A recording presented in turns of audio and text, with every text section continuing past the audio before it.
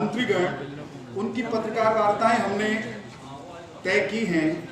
उस सिलसिले में आज हरियाणा के शिक्षा मंत्री चौधरी कंवर जी हम सब में से सबके परिचित हैं, निरंतर उनका आना जाना रहता है। दे दिया।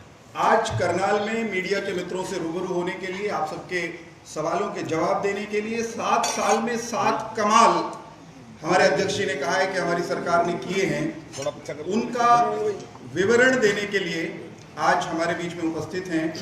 मंच पर हमारे जिलाध्यक्ष, हमारे विधायक महोदय, हमारी मेयर महोदया, स्थानीय सभी जनप्रतिनिधि यहाँ पर विराजमान है, उनका भी स्वागत। और मैं आदरणीय जिलाध्यक्ष जी से कहूँगा कि मंत्री जी के स्वागत में 2 वाक्य आप भी कहें और उसके बाद मंत्री जी आप सबसे रूबरू होंगे।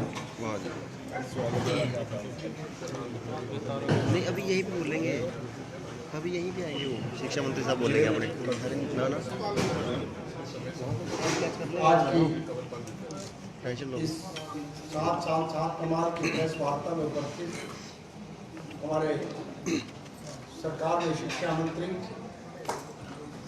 परम आदरणीय श्री कंवरपाल सिंह गुर्जर जी, हमारे प्रदेश प्रवक्ता आदरणीय भाई वीरेंद्र चौहान जी, हमारे इंद्री से विधायक आदरणीय श्री राम कुमार कश्यप जी, हमारे शहर की महापौर आदरणीय बहन रेणुबाला गुप्ता जी, हमारे नीलोखेड़ी से पूर्व विधायक आदरणीय भाई भगवान दास कबीरपंथी जी, माननीय मुख्यमंत्री जी के प्रतिनिधि भाई संजय बटला जी, मेरे साथी जिला में महामंत्री सुनील गोयल जी, राजवीर शर्मा जी, हमारे मंडल अध्यक्ष, हमारे जिला के पदाधिकारी, व सभी प्रेस के मीडिया के सभी बंधुओं का मैं यहाँ आज की इस प्रेस वार्ता में हार्दिक अभिनंदन करता हूँ, स्वागत करता हूँ। और मैं माननीय मंत्री जी से निवेदन करता हूँ कि वो आज की इस प्रेस वार्ता को चलाएं। माननीय मंत्री। आदरणीय अध्यक्ष जी, विधायक जी, पूर्व विधायक जी, मेयर मैडम, पार्टी के अध्यक्ष सभी पदाधिकारीगण, हमारे प्रवक्ता साहब और सभी पत्रकार भाइयों बहनों, सबसे पहले मैं आपका हार्दिक अभिनंदन, हार्दिक स्वागत करता हूं। और आज हमारे 27 तारीख को, आने वाली 27 तारीख को हमारे 7 साल पूरे होने वाले। और जब जनता ने भी सरकार सौंपी, तब नरेंद्र मोदी जी ने एक बात कही थी कि हम आपको हिसाब देंगे, टाइम पे आपको हिसाब देंगे।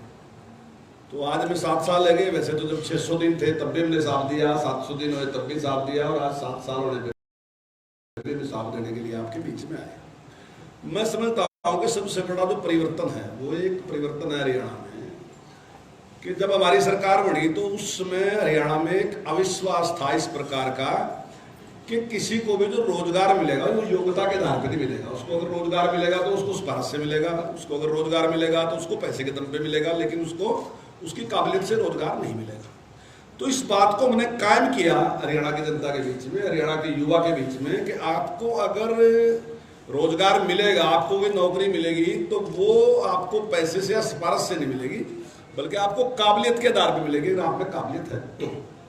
दूसरा एक अविश्वास था डेवलपमेंट का, मतलब लोगों के मन में था कि डेवलपमेंट का मतलब है तो जहाँ सरकार का प्रतिनिधि है वहां तो डेवलपमेंट होगी, और वहां भी उसकी डेवलपमेंट होगी जो मुख्यमंत्री के नजदीक का आदमी है, पिछले टाइम में रहा है। और आपने देखा कि जब हमारी सरकार बनी उससे पहले पूरे हरियाणा में इस बात की चर्चा थी कि डेवलपमेंट तो कहीं 1-2 जगह जहाँ है वहीं होगी डेवलपमेंट, बाकी जगह डेवलपमेंट नहीं होगी। तो जब माननीय प्रधानमंत्री ने कहा कि सबका साथ सबका विकास, और हमारी सरकार बनी कि हरियाणा एक, हरियाणवी एक, तो माननीय मुख्यमंत्री जी ने कहीं भी इस प्रकार का नहीं किया कि कहीं विकास नहीं होगा। अगर हमारा विधायक नहीं भी चुन के आया तो हमने कहा कि जनता के प्रति हम जवाब दें, उस जनता का भी विकास का काम हम वहां भी करेंगे। और आज 7 साल लगे और आपके सामने है कि आज कोई भी इलाका ऐसा नहीं है कहने वाला कि भाई मुख्यमंत्री जी ने इस प्रकार की गड़बड़ की है कि भाई करनाल का तो विकास करा दिया या इस साइड का विकास करा दिया, हमारा विकास नहीं किया। तो आज सारा हरियाणा ये मानता है कि मुख्यमंत्री जी बिल्कुल निष्पक्ष रूप से सबके लिए काम कर रहे हैं। इसी प्रकार से जो किसान की बात है, किसान के लिए जो काम किया, अब जिस प्रकार से फसलों की खरीद की बात थी और 2 फसलें हैं, गेहूं और धान है, उसको तो सारी सरकारें खरीदती है, सेंट्रल गवर्नमेंट खरीदती है, लेकिन उसके साथ साथ 9 फसलें और खरीदने का काम किया। ऐसा मैं समझता हूं कि पूरे हिंदुस्तान में कहीं भी किसी भी सरकार ने किया नहीं जिस प्रकार का हमारे मुख्यमंत्री जी ने किया। और उसके साथ साथ सुधारों की जो शुरुआत की, बिजली की बात थी, जब पहली सरकार बनी तो पहली सरकार ये बात कह के आई थी कि हम 24 घंटे बिजली देंगे, लेकिन उसके लिए प्रयास कुछ भी नहीं। जब सरकार बनी तो माननीय मुख्यमंत्री जी ने कहा कि भाई इसके लिए करना है कि मेरा गांव जगमग गांव, एक योजना चलाई और उसमें हमने शुरुआत की कि बिजली के मीटर बाहर निकलेंगे, तारे बदलेंगे, ट्रांसफार्मर बदलेंगे। और आज आपके सामने है कि 5200 से ज्यादा गांव ऐसे हैं जहां 24 घंटे बिजली दे रहे हैं। और अब एक ट्रेंड चेंज हो गया। अब ट्रेंड ये भी है देश का कि आपको पैसा सेंटर से उनको मिलेगा जो सही काम कर रहे हैं। पहले क्या था कि इस चीज को माफ कर दो, उस चीज को माफ कर दो। माननीय मुख्यमंत्री जी ने बिजली में सुधार के साथ साथ एक और भी काम किया। उन्होंने कहा कि माफ किसी का कुछ नहीं करेंगे, आपने जो बिजली फूक रखी उसके तो पैसे दोगे। लोगों ने कहा ठीक है। उसने कहा जितना सरचार्ज है, जो फाइन है, वो सारा माफ कर देंगे, लेकिन आप केवल जो खर्च कर रखा आप वो दो, ताकि लोगों में आदत बढ़नी चाहिए। बिल पे करो, बिल पे करना शुरू कर दिया। चोरी बंद करो, चोरी करना बंद कर दिया लोगों ने। इसी के साथ इसी प्रकार से कोऑपरेटिव का, दूसरे बैंकों का पैसा था। माननीय मुख्यमंत्री जी ने कहा कि ठीक है, हम कर्जा सारा माफ नहीं करते हैं, लेकिन हम जितने भी आपके ऊपर पेनल्टी लगी हुई है, जितने भी जुर्माने लगे हुए हैं, जितने भी आपके पास ब्याज लगे है, वो सारा ब्याज छोड़ देंगे, सारी पेनल्टी छोड़ देंगे। हम आपसे कुछ नहीं लेंगे, आपने जो पैसा ले रखा है वो तो दो। किसानों ने भी उसको स्वीकार किया। और मैं दावे के साथ कहता हूं कि आज तक कोई सरकार भी किसानों के लिए इतना बड़ा काम नहीं कर सकी। हमने 1000 करोड़ से ज्यादा किसानों का माफ कर दिया। हमने उन बैंकों को भी ठीक रूप से चलाया, वो भी ठीक रूप से चल रहे, क्योंकि वो भी उन्हीं लोगों के बैंक है। अगर कोऑपरेटिव बैंक खराब होगा तो जनता के लिए समस्या होगी। हमने वो भी ठीक किया और साथ साथ में हमने किसान का भी बहुत बड़ा लाभ किया। दोस्तों, हमने जो किसान को राशि दी जाती थी, मारे से पहले 6000 रुपए दी जाती थी। आज भी पूरे हिंदुस्तान में अगर किसान की फसल खराब होगी तो उसको 8000 दिए जा रहे, लेकिन हम एक ऐसे प्रदेश हैं जो किसान को 12000 रुपए देने का काम कर रहे हैं। और पहले मारे से पहले अगर आपकी 50% फसल नष्ट होती थी तब मानते थे कि खराबा हो गया, उसको खराबा शब्द प्रयोग करा, खराबा हो गया, अब उसको उसकी मदद करने की जरूरत है। लेकिन हमने उसको घटा के 33% कर दिया। भाइयों, इसी प्रकार से हमने फसल बीमा योजना चलाई। हालांकि जो हमारे विपक्ष में उन्होंने उसका बड़ी आलोचना की। केवल 2.5% देना पड़ेगा और हमने उसका बीमा कराया 40,000 का। अगर आपकी गेहूं या धान नष्ट हो गया तो आपको 350-400 रुपए देने और उसके बाद 40,000 रुपए आपको मिलेंगे। अगर आपकी सब्जी है तो 30,000 आपको मिलेंगे। बड़ा शोर आपने सुना भी होगा विपक्ष का कि भी हमने कंपनियों के लिए कर दिया। हमने कंपनियों को, जो किसान ने कंपनी को दिया वो 900 करोड़ रुपए है और जो किसान को मौदा मिला वो 3800 करोड़ रुपए है। आप कहोगे बीच का गैप सरकार ने दिया, उसके बावजूद भी कंपनियों को 200 करोड़ का घाटा पड़ा उसमें। लेकिन ठीक है, वो जब काम करते हैं कहीं घाटा भी पड़ता है, कहीं नफा भी होता है, लेकिन किसान को उससे लाभ हो। इसी प्रकार से हमने एक विविधीकरण होना चाहिए, हमने उसके लिए प्रयास किया कि भाई बाग लगना चाहिए। और हमने एक टारगेट रखा कि हम अपने कार्यकाल में 3 गुना जो है वो जो बागवानी जो है वो 3 गुना करेंगे। आपके यहाँ करनाल में यूनिवर्सिटी बनी और उसके लिए हम प्रयासरत हैं। ऐसे ही पशुपालन के लिए, मतलब किसान सब जगह से मजबूत हो, केवल गेहूं दान से नहीं, वो और जगह भी, क्योंकि पशुधन मेन है। हरियाणा में दूध का उत्पादन बहुत अच्छा है और पशुओं के प्रति बड़ा लगाव भी है। तो उसके लिए भी सरकार ने पिछले 7 साल में 53,300 पशुपालक जो हैं उनको 733 करोड़ रुपए देने का काम सरकार ने किया। तो इस प्रकार से सारे, और इसी प्रकार से फसलों का भुगतान की बात है। सरकार ने निर्णय लिया कि जब भी किसान फसल डाल देगा तो हम 72 घंटे के अंदर अंदर उसको पेमेंट करके देंगे, और हमने वो पेमेंट शुरू कर दी। अगर पेमेंट नहीं होगी तो हम उस पर ब्याज देंगे। और ब्याज देना हमने शुरू कर दिया। इसी प्रकार से गन्ने के रेट की बात है, आप हरियाणा का रेट शुरू से गन्ने का सबसे ज्यादा है, लेकिन अब की बार कई स्टेटों में चुनाव है, उन्होंने काफी बढ़ाने का प्रयास किया, लेकिन हमने उसके बावजूद भी आज भी हमारा रेट 362 है और 362 आज पूरे देश में सबसे ज्यादा जो है वो मारा। हमारी जो फूल है, जो फल है, जो सब्जियां हैं, वो ठीक तरीके से बिक सके, इसके लिए गन्नौर में हमने मंडी बनाने का काम किया और 7,000 करोड़ रुपया हम उस पर खर्च करने लग रहे। इसी प्रकार से पिंजौर में हमने किया और इसी प्रकार से हमने जो हमारा सब्जी का काश्तकार था, जो हमारा फल का काश्तकार था, उसके लिए भावांतर भरपाई हो रही। आपने 7 साल पहले कई बार आपके अखबार में छपी होगी, आपके टीवी में दिखाया होगा कि टमाटर आप सड़कों के ऊपर डाल दिया, आलू सड़कों के ऊपर डाल दिया, लेकिन 7 साल में आपने कहीं एक घटना भी ऐसी नहीं है कि किसान ने आलू, गोभी या टमाटर सड़क के ऊपर डाल दिया हो।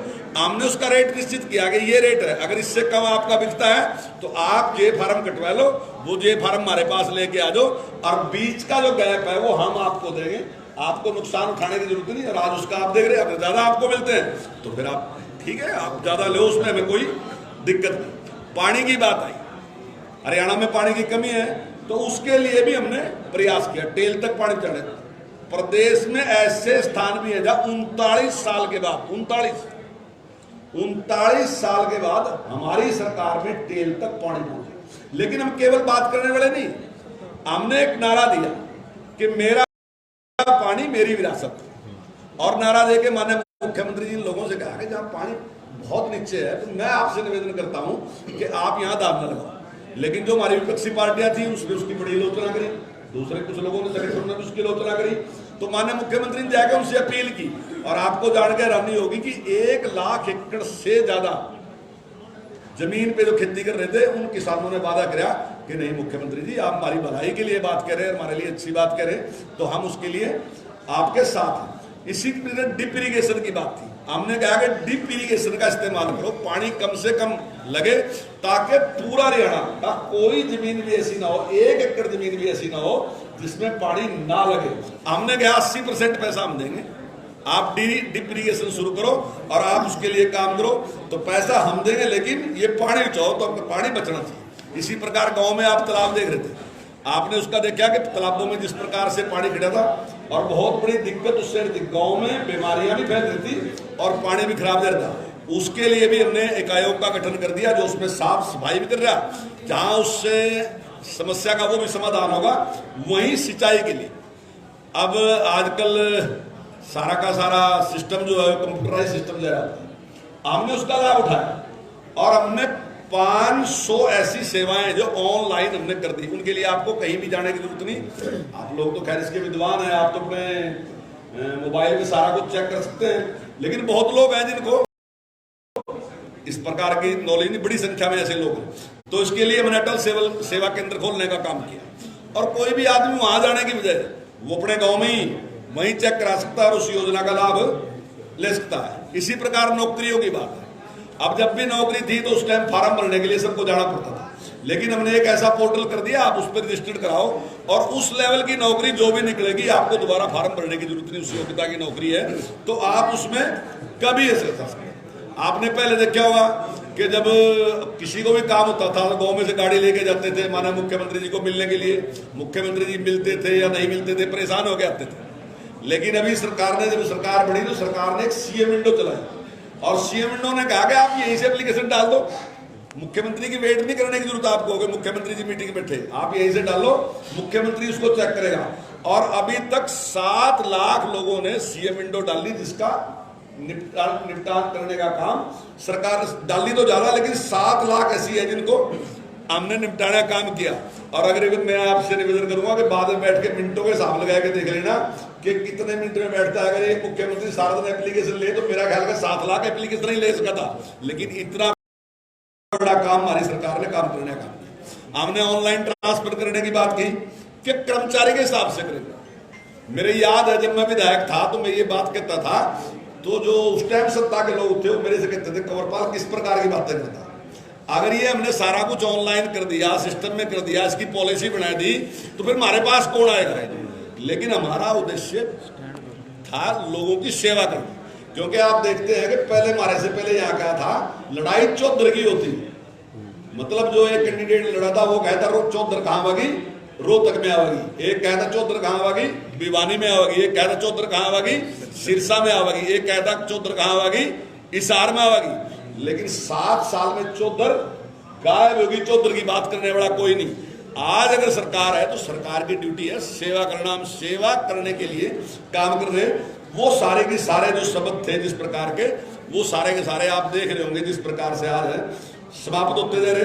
अंत्योदय के लिए काम करने के लिए सरकार ने जिस प्रकार का काम किया, आज नौकरियों में सरकार ने कहा कि जिसके परिवार में आज तक कोई नौकरी मिली नहीं है, हम 5 नंबर उसको फालतू देंगे ताकि उसको भी एक मौका मिलना चाहिए।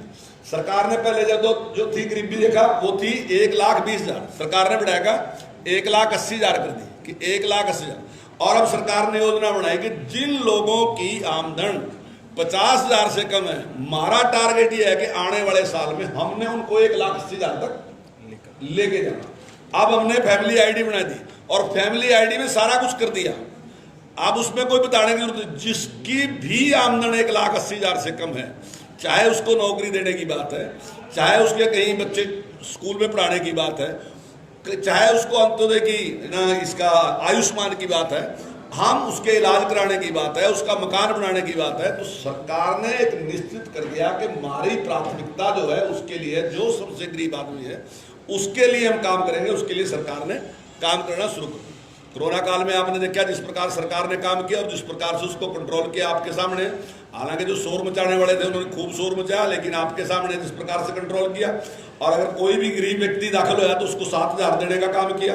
और दुर्भाग्य से अगर कहीं इस प्रकार की घटना आई कि किसी की मृत्यु होगी तो उसको भी 2 लाख देने का काम किया। विवाह सगन योजना जो है वो हमने जो 51,000 थी उसको बढ़ा के 71,000 करने का काम किया। गरीब की मकान की मरम्मत है उसके लिए भी हमने 80,000 देने का काम किया। और अभी मैं आपको एक और बात बताना चाहूँगा कि अभी हमने सुपर 100 के नाम से एक योजना शुरू करी है अभी कुछ सालों से। पिछली बार हमारे 23 बच्चे जो थे वो IIT में उनका एडमिशन हुआ था और वो 23 बच्चे सरकारी स्कूलों के थे। अब की बार हमारे 26 बच्चों का IIT में एडमिशन हुआ। आप पत्रकार हैं, मेरा ख्याल है समाज में सबसे ज्यादा जागरूक लोग आप हैं, क्योंकि आप हर प्रकार के लोगों से मिलते हैं। जितनी नॉलेज आपको होती है शायद इतनी आम आदमी किसी को होती नहीं है। तो आप स्वयं इसकी जानकारी ले सकेंगे हमारे से पहले कितने बच्चे हैं जो सरकारी स्कूल में से IIT में जिनका एडमिशन हुआ हो। लेकिन आज उनकी कोचिंग की व्यवस्था हमने की और आज आपके सामने है कि ऐसे 26 बच्चे हैं जिनका IIT में एडमिशन हुआ और वो इतने गरीब हैं कि अति गरीब हैं। मेरे ख्याल से उनमें से जो सबसे समृद्ध लोग हैं वो ऐसे हैं जिनके पास आधा एकड़ जमीन है, नहीं तो ज्यादातर ऐसे हैं जो खेत मजदूर हैं या किसी की कोई रिक्शा चलाता है या कोई जूती तक काटने का काम करता है। लेकिन आने वाले टाइम में मैं उम्मीद करता हूं कि वो IIT इंजीनियर नहीं बनेंगे, शायद कल IAS और IPS भी वो बनेंगे। हम उनकी प्रतिभा को निखार के लेकर आना चाहते हैं, क्योंकि उनकी प्रतिभा केवल उनके लिए, उनकी प्रतिभा देश के लिए। तो इसका काम करने का हमारी सरकार ने जिस प्रकार से काम किया वो अपने आप में बहुत ही जबरदस्त है और बहुत ही उसका लाभ जो है वो सारे के सारे समाज को है। खेल नीति जिस प्रकार से हमने बनाई और जिस प्रकार से उसमें किसी प्रकार का कोई पक्षपात नहीं है और उसके परिणाम भी आज खेल नीति के आपके सामने आने लग रहे और आप देख भी रहे। और जिस प्रकार से पूरी दुनिया में पहले हमारा जो सम्मान था, हमारी जो पहचान थी वो खेती थी। हरियाणा का आदमी कहीं जाएगा तो उसका था कि खेती करने वाले लोग। उसके बाद हमारे नौजवान बच्चों ने हमारी पहचान बनाई खेल में और बन गई कि भाई कुश्ती के बड़े माहिर हैं ये। अब तो दूसरे और खेल हैं उनमें माहिर बन गए। लेकिन अब की बार 58 जो हैं वो हमारे बच्चे सिविल सेवा में सिलेक्ट हुए। तो हम केवल उसके माहिर नहीं, हम इसके भी माहिर है। सिविल सेवा में भी हम जाने वाले माहिर हैं। हमारा हम सर्वांगीण विकास पे और जो अभी मैंने IIT की बात की वो भी सारे की सारी बात मैंने आपके सामने रखी। तो ये सारा का सारा और हमने उसके लिए प्रयास भी किया। मेरे याद है अभी कैबिनेट की मीटिंग चल रही थी तो बात ये आई कि जो बच्चे ओलंपिक में दे रहे हैं उनको 5 लाख रुपए सरकार दे, बाद में 5 लाख वापस ले लेगी। तो माननीय मुख्यमंत्री लेके कहने वापस क्यों ले लेंगे, दे ही दो ना, वो अपने पूरे खुले मन से तैयारी कर लेंगे। और अगर सरकार ने ये किया तो उन्होंने पूरे देश में हमारा जो नाम रोशन करने का काम किया, वो अपने आप में एक जबरदस्त काम उन्होंने किया। जहाँ तक पेंशन की बात है, आपके सामने है कि जहाँ उनके कांग्रेस की सरकार में 1000 पेंशन थी, आज 2500 रुपये पेंशन दे रहे। और हमने उसका सिस्टम बना दिया, रोज रोज कहने की जरूरत नहीं, हमने कह दिया कि इसमें 250 रुपये हम बढ़ाते रहेंगे, और वो 250 रुपये बढ़ते दे रहे। ये तो कई टाइप की अलग अलग हैं, तो मैं आपके सामने है कि जिस प्रकार से सरकार ने काम किया वो सारा आपके सामने है। इसी प्रकार से सार्वजनिक वितरण प्रणाली, आप हर बार सुनते थे कि बड़ी भारी गड़बड़ उसमें होती है। आज जिस प्रकार से कंप्यूटरकरण उसका कर दिया, तो अभी मेरे पास कंप्यूटर वो जो सार्वजनिक वितरण प्रणाली वाले आए रहे, तो वो मेरे से कह रहे थे कि जी पंखा चलाना ये हमारा नुकसान कर देगा। अब तो उसमें भी उनको चिंता होती है कि पंखे की वजह से भी उनका नुकसान ना हो, ताकि ठीक ठीक तुलना चाहिए। तो ऐसे सारे के सारे का बेटी बचाओ बेटी पढ़ाओ, ये बहुत बड़ा एक आंदोलन था। हालांकि बेटी बचाओ बेटी पढ़ाओ हमारे यहाँ से शुरू हुआ, लेकिन कोई उस पर गौरव की बात नहीं, क्योंकि गलती अपने सबसे बड़ी कर रखी थी। लेकिन गलती को सुधारने में जो काम सरकार का भी प्रयास है, और मैं आपका भी और समाज का भी मानता हूँ, तो आपने भी और समाज ने भी मिलकर जो काम किया वो लाजवाब। प्रति व्यक्ति आय के मामले में हरियाणा आज बड़े स्टेटों में नंबर 1 है। हमारी 2,26,644 रुपये प्रति व्यक्ति आय। तो आज हम जितने भी बड़े स्टेट हैं उनमें सब में हम नंबर 1 है, और आज सबसे अच्छा काम जो है हरियाणा में रहा। और भाइयों आपके सामने अभी तो काफी पुरानी बात है KMP की, अब मैं आपको कहूंगा तो आप कहोगे बहुत दिन बनेंगे, लेकिन कांग्रेस के टाइम में 10 साल तक चलता रहा। 10 साल तक काम नहीं है, जब हमारी सरकार आई तब बढ़ी। इसी प्रकार से जो हमारे सैनिक हैं उनके लिए जो राशि थी वो 20 लाख थी, हमने उसको 20 लाख को बढ़ा के 50 लाख कर दिया। और इसी प्रकार से एस्ग्रेसिया में उनको नौकरी देने की बात थी, तो मेरे अब एग्जैक्ट तो याद नहीं, पर लेकिन लगभग 300 के करीब ऐसे हैं, 289 शायद है एग्जैक्ट। तो इतने लोगों को हमने एस्ग्रेसिया में उनको नौकरी देने का काम किया। हमने पहला एयरपोर्ट है SR में, एयरपोर्ट बनाने का काम किया। इसके साथ और भी बहुत से काम सरकार ने अपने इस कार्यकाल में करने का काम किया। तो मुझे इस बात का गौरव है कि हमें एक ऐसे सुलझे मुख्यमंत्री मिले जिन्होंने देश के लिए प्रदेश के लिए जो काम किए वो अपने आप में लाजवाब है।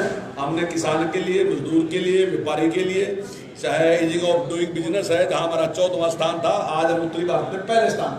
यानी कि हमने सबके लिए सर्वांगीण विकास तब होगा जब सबके लिए काम होगा।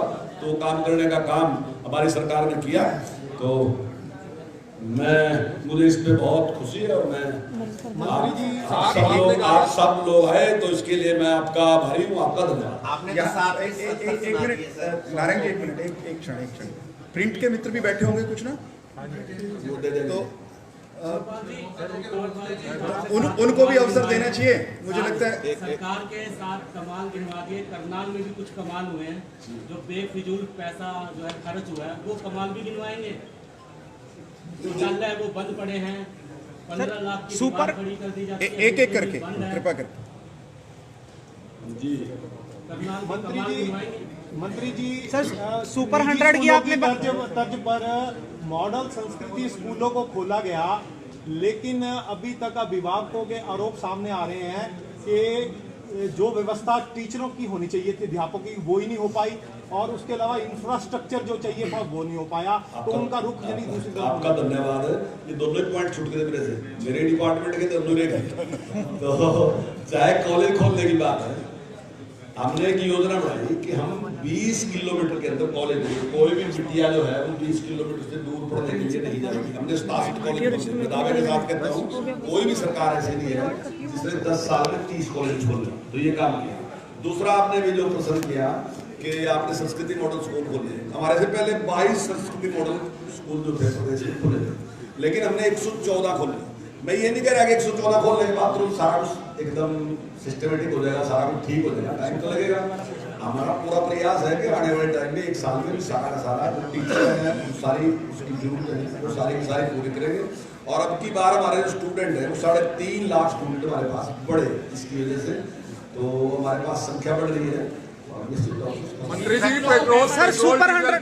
पेट्रोल डीजल के दाम बुलेट ट्रेन से भी ज्यादा तेजी से भाग रहे हैं। 75 पार का आपने नारा दिया था, लेकिन टमाटर 75 पार चला गया। आपने कहा था कि टमाटर सही रेट पे होगा, लेकिन 75 पार टमाटर बिक रहा है। नहीं, देखिए टमाटर के बारे में कोई भी सरकार नहीं घोषणा कर सकती है किस रेट पे होगा। लेकिन महंगाई बढ़ रही है सर, महंगाई बढ़ रही है। सवाल है सर, महंगाई बढ़ रही है, डीजल के रेट बढ़ रहे हैं, ट्रांसपोर्ट महंगा हो रहा है। उत्तर तो देने दीजिए ना, प्रश्न करने के बाद उत्तर का उनका अधिकार है, उसका उपयोग करें। टमाटर का रेट कभी भी ज्यादा भी हो सकता है, कम भी हो सकता है। कई बार वो 2 रुपए किलो भी होता है, कई बार वो 100 रुपए किलो भी होता है। जैसी डिमांड होती है, जितना उत्पादन होता है उसका होता है। और जहाँ तक आपने पेट्रोल की बात की, तो अगर पिछली सरकारों के साथ हमारी तुलना कर ली जाए, जो पिछली सरकारों के टाइम में भी रेट बढ़े जो हमारी सरकार के रहेगी, तो आप निश्चित तौर से एक बार सारे रेट आपकी में एक्साइज ड्यूटी 700% बढ़ी है। आप स्वयं ये अनुभव करेंगे कि हमारा उसके बावजूद। और जहाँ तक पेट्रोल का रेट है, पेट्रोल का रेट अब सरकार नहीं बढ़ाती, उसके लिए एक संस्था बना दी, और वो संस्था कांग्रेस के टाइम में बनी थी।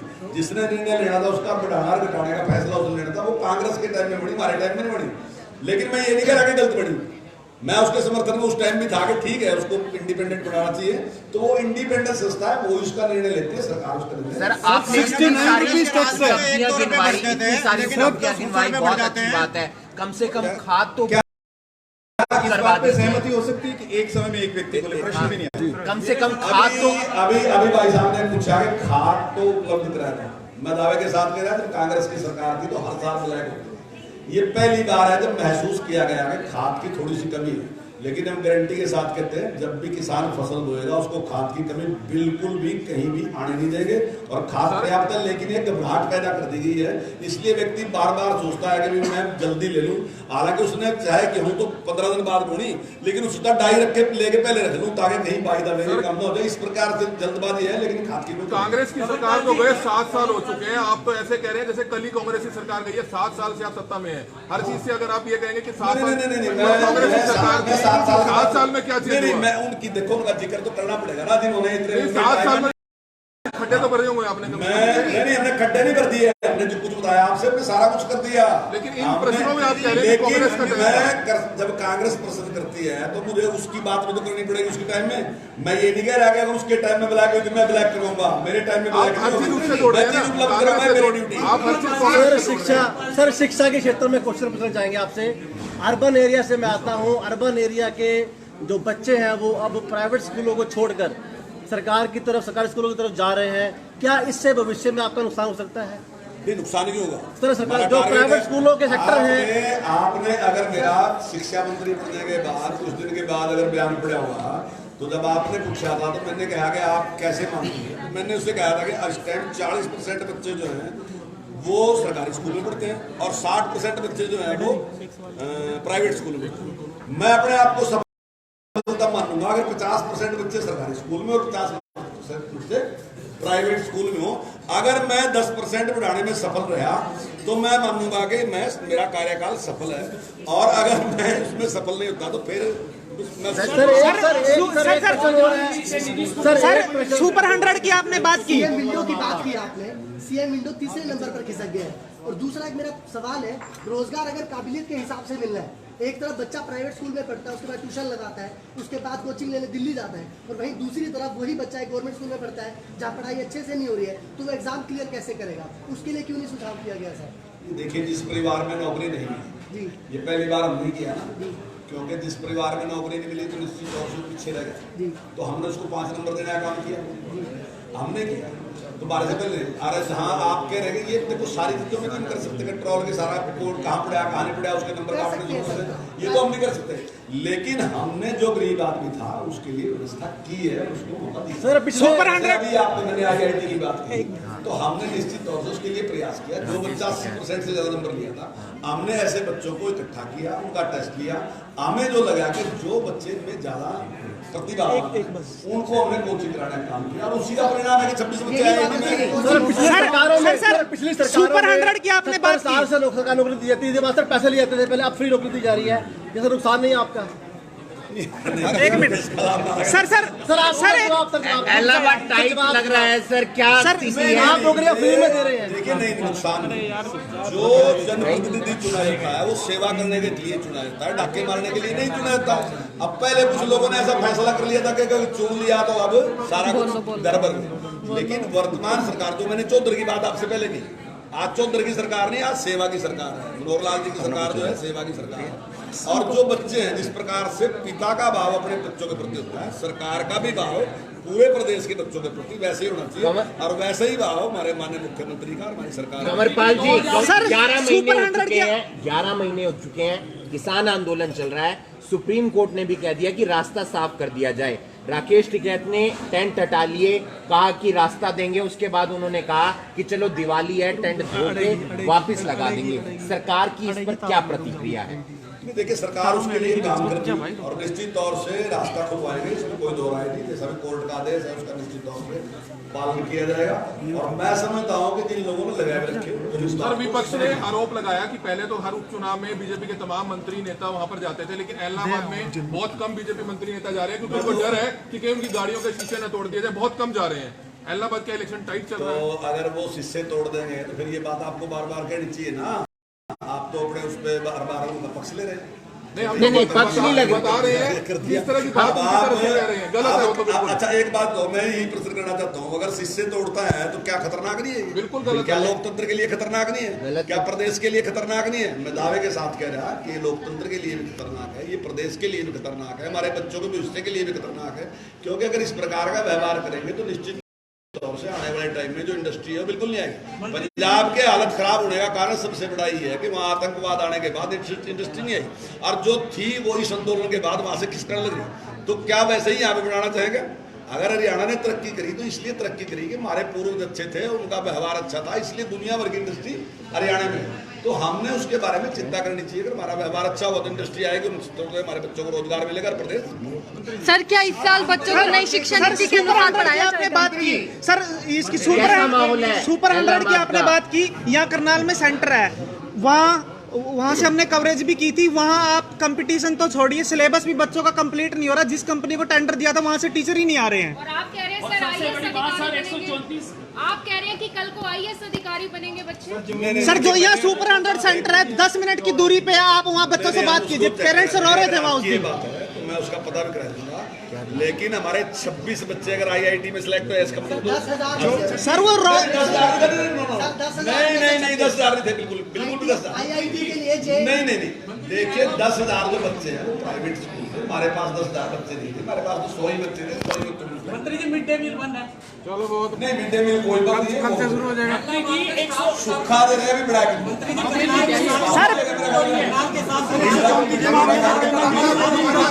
BPL का तेल भी बंद कर दिया, खाते में पैसे भी नहीं आ रहे। बहुत धन्यवाद, बहुत आभार, धन्यवाद।